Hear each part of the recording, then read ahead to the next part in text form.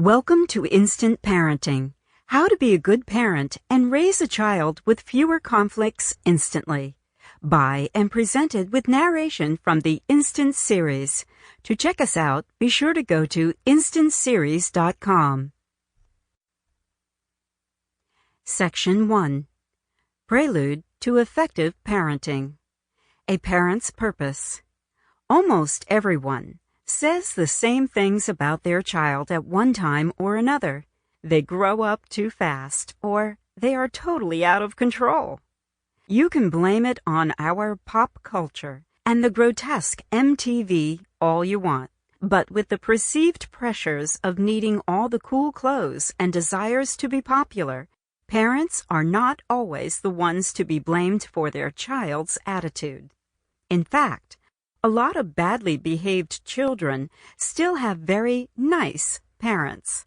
Unfortunately, being a nice parent doesn't always translate into being an effective parent.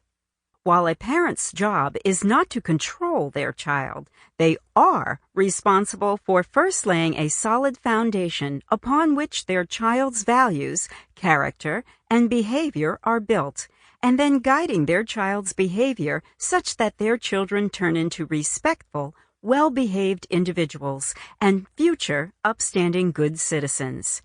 Now, which parent wouldn't like to do that for their kids?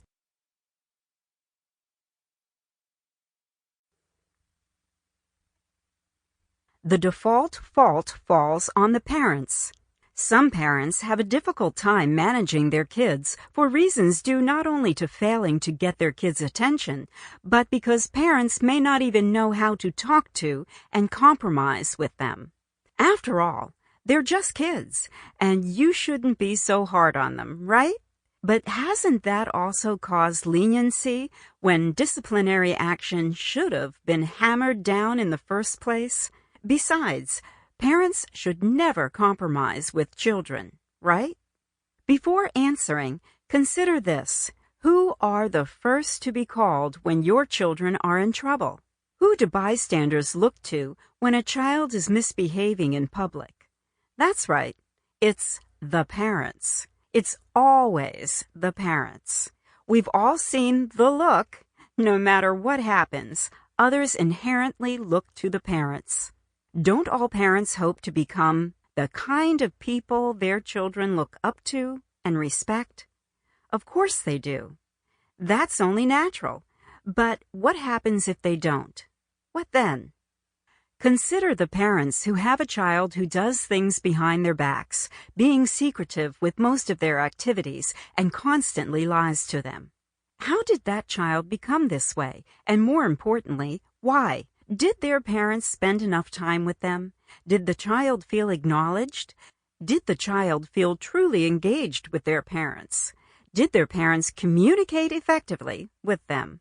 You can provide your kid the best education, the biggest home, and all the name-brand clothes they can wear.